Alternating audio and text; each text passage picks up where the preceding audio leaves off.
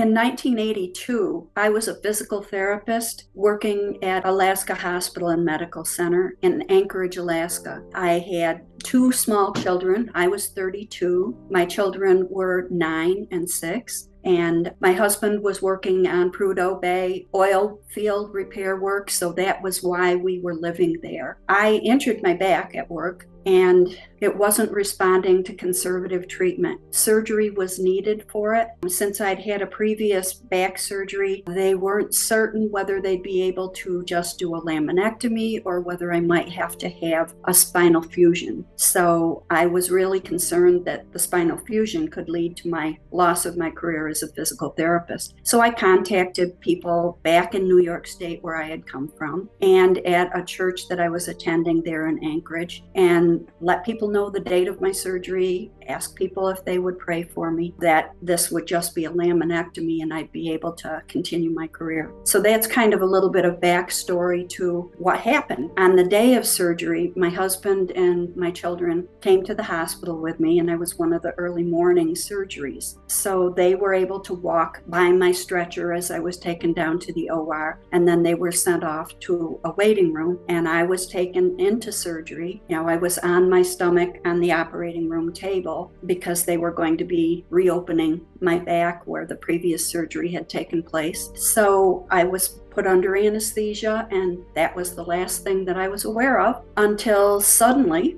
I was not under anesthesia and out cold. I was in fact very conscious. I was actually up near the corner of the operating room ceiling, real close to ceiling tiles. And there was a lot going on in the operating room in terms of the surgeons swearing at nurses, sending them out to get blood. It was urgent, there was a lot of chaos, and my attention was drawn back toward the actual operating room table from the corner of the ceiling where I found myself. And as I looked back, or my consciousness turned back that way, it was just as they were flipping my body from face down to face up on the operating room table, and a nurse was hustling out the door. So I got to actually see myself from a perspective that we never do in normal life, because when we see ourselves two-dimensional in pictures or even in a mirror. We never really see ourselves in 3 dimensions like we do other people. And first of all, I saw myself, and I realized it was myself, had to be, was very, very white in the face. And I had big hair at that time. It was the early 1980s, and this curly hair, and I couldn't get over it. I looked terrible. And I didn't really feel any connection to my body, but I thought, oh, that's what I look like. Ooh, that's terrible. And then I realized if I'm seeing myself from outside myself, I must be dead. That was my immediate thought. And I thought, but I'm alive. I'm okay. What about my husband and my kids in the waiting room? I've got to let them know that the real me is still okay. I'm alive. So as soon as I thought that, I began floating and actually went through the wall of the operating room and back out into the hallway that they had brought my stretcher down to bring me to the OR. Then I was trying to retrace how we had come down to the operating room. And so I continued down this long hallway past other operating rooms that were being used. And then there was a double door entry that came into the operating room suite, went right through that doorway, just as I had gone through the wall. And then as I got through that double doorway, I was drifting in the direction that I thought maybe the waiting room was, and was going along when all of a sudden I had this telepathic voice that spoke and said, "Pay attention to this man." And so it drew my attention to the side, and there was in fact a man who was rushing back in the opposite way from the way, toward the way I had just come from. And he was wearing like a jacket and dress pants. And as soon as the voice said to pay attention, nearsighted me, who always wears glasses, was clearly seeing, and not only clearly seeing everything about his facial features and his clothing, but was actually able to kind of zoom in and see his eye color and see real definition to exactly what this person looked like. And then as he rushed past and was going back toward those double doors to the operating room suite, I could hear his own thoughts. I realized I was hearing his thoughts. He was saying, I need to get in there. I have to get in there fast. Was running through his mind. Then I heard the thoughts of another man who was closer to those double doors. And that other man was saying, what does this guy think he's doing? He can't go in there. That's where surgeries are going on. So both of these men's thoughts I was hearing. And when the man I was supposed to pay attention to got up close to the double doors, he paused for a bit. And then it was like electronic doors that opened up before him, and he rushed on through. And once he was through and those doors closed, my first thought was back to the waiting room, my husband and my kids. But suddenly I wasn't able to keep going in the direction that I was thinking I wanted to get to. And instead, it was as though I were being drawn by a force that was lifting me up toward the ceiling and then to the following floor and continuing upward until I actually literally came out the roof of the hospital. And I kept going up and up until I was literally about the height of what a small plane might be flying at. And then the direction I was being pulled changed from upward to lateral. And I was moving really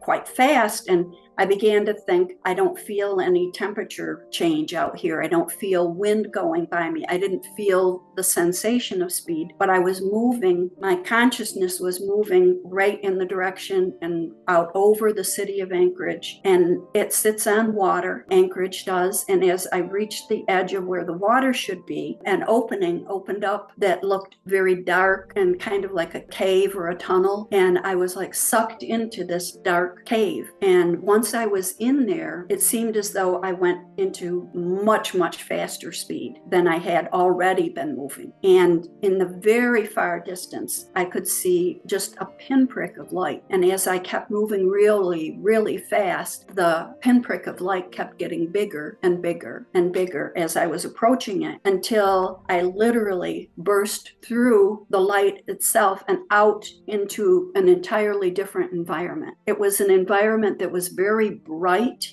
and yet very arid, very different than Anchorage. It was like dry, rocky ground, brown ground. And being a Christian, I thought, well, if I'm dead, I'm going to be going into heaven and Jesus will be there. And that wasn't what I saw at all. I looked down, to see, am I standing on ground? What's happening? And I saw that I did not see any feet, any legs. I felt as though my body was still my body, but it wasn't obviously look like that because I could not see any feet or legs. Then again, a different telepathic voice I heard, and it said, follow me. And it came from my left side. And as I looked over toward my left, there was a man who was climbing up a slope out of this down valley-like area that this must have been. And he was climbing up the slope out of it. And when he said, follow me, I was immediately behind him, about 3 or 4 feet behind him. And so I was looking at him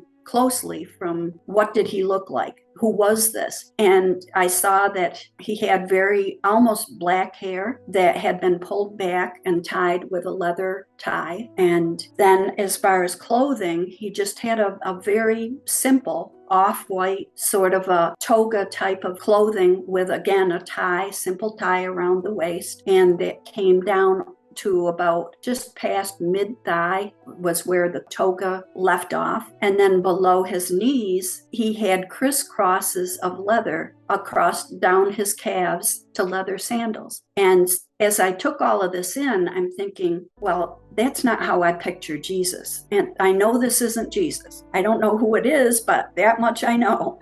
And I don't know why I'm supposed to follow him, but I did. And as he came up over the edge of where he had climbed up and I had been behind him, then the scenery changed totally. And what I saw then was a green, lush meadow type filled with beautiful flowers, trees with lush leaves off in the distance, just absolutely gorgeous. And what I realized then was that everything I was looking at, from the grass to the flowers to the trees to the leaves, everything was lit from within and was giving off this light that was within it. And the colors were indescribable, brilliant, brilliant, iridescent. Words just don't describe these colors, many of which I had never seen before. So I was really fascinated with this, and my guide, I started to call him, had gone on ahead and again said to me, "Follow me." And when he did, then again, I was right up behind him. And at this point, he was on the edge of a river, and the river was glistening, giving off light like everything else was. Everything just seemed to be so alive. On the far bank of this river, which was not all that wide, but on the far bank were my father, who had died when I was 7, and my brother, who had been killed in a car accident, and aunts and uncles that I knew had passed away. Then there were 4 other people that were there, beings that were there, who I just knew. I had never seen pictures of my grandparents because they had died before I was born, long before I was born. But yet I knew that that's who they were. And it was like a huge family reunion. And they were just so thrilled that I was there. And I wanted to go to them so badly. I wanted to be with them. They said, "Oh, she's here. Isn't it wonderful?" I just was so wanting to go there to them. And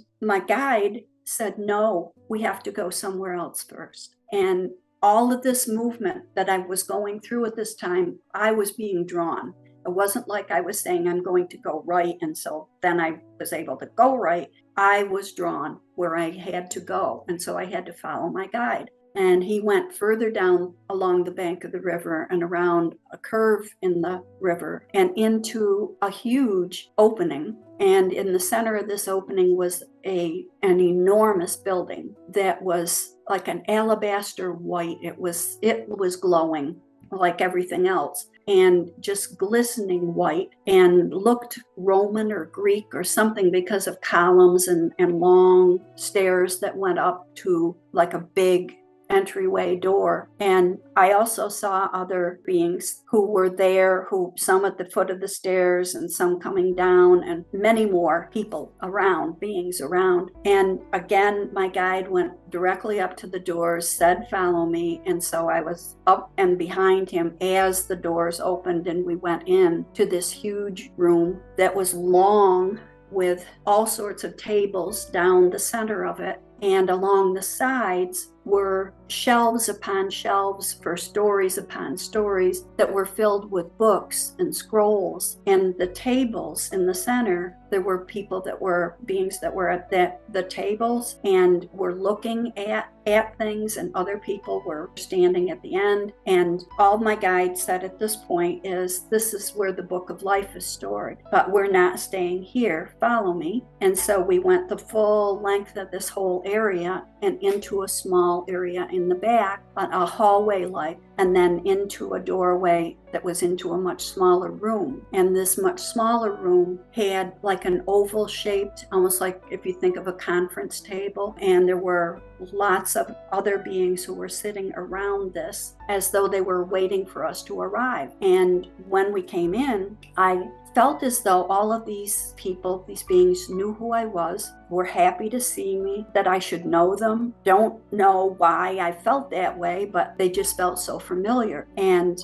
that's when my guide said, "We're going to review your life." And as that was said, the middle of this conference table type area was clear, almost like a glass bottom boat, until that was said, at which point it became like a hologram. And up from the center of this, I was able to see all of my life, from when I was born through that time when I was 32, and not just see it, but re-experience all these different encounters and things that took place during my life, and also feel what the other people that I was interacting or talking with were feeling at the same time, that as feeling what I was feeling, I was able to feel both at the same time. It was really amazing to see how wonderful some things were in terms of maybe a small kindness that I thought I had done. It was so positive for the other individual that they went on and did more positive things. And I saw this huge ripple effect of how much impact your behavior and your thoughts and actions literally have on other people. And of course, I felt bad for ones where I wasn't acting very well to somebody else and they were hurt, and then they felt badly and did something badly to someone else or just felt terrible. So I felt bad about those things, but I didn't feel any sort of judgment or you shouldn't have done that or any of that sort of feeling coming from all of those who were there watching with me. So it was all a learning and a positive and uplifting sort of experience. And then I was told that I could stay if I wanted, or I could choose to go back to my life. But if I was going to go back to my life, there were things that they wanted me to see. And they said, not everything we're going to show you is absolutely for sure going to happen, because other people who are involved here have free will and they can choose not to interact the way currently it looks as though would happen. But some of these things are very certain they will take place if you decide you're going to go back to your life. So I was shown all of this. And then something else happened at this point that I don't know what it was, because there's a gap, there's a jump from being in this room with this group of people to being in a much smaller room with only my guide. I pick up at that point and he's saying, I want to show you what's going on in the hospital waiting room. At that point, I was able to see where my husband and my daughter and son were, and the doctor who had operated on me was in the doorway and was in his surgical garb and talking to my husband, and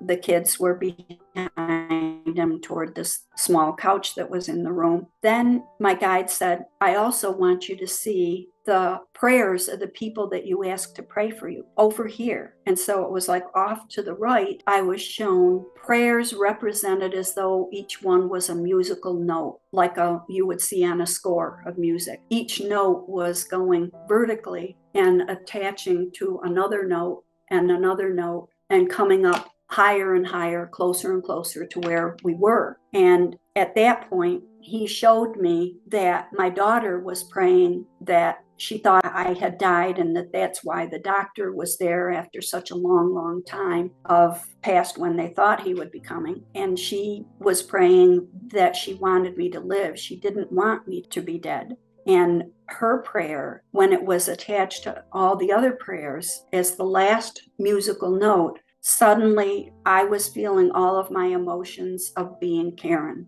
again. And I was feeling, oh my gosh, I can't let my daughter and son grow up without a mother like I grew up without a father. I can't, stay here, much as it's so filled with love and peace and beauty. I can't stay here. I have to go back. I must go back to my life. So I told the guide that I was going to go. I wanted to go back. And he said, okay, you will be given a proof. You'll know that this was something that truly took place, but you won't be able to remember the things that we showed you about your future. You won't be able to remember everything that took place, but enough so that you know without any doubts at all that this is real. And as soon as he said that, don't remember any return trip of any kind. I only remember waking up at that point in a recovery room. And in the recovery room, my kids were on one side of the bed and my husband was on the other stretcher, I guess it was.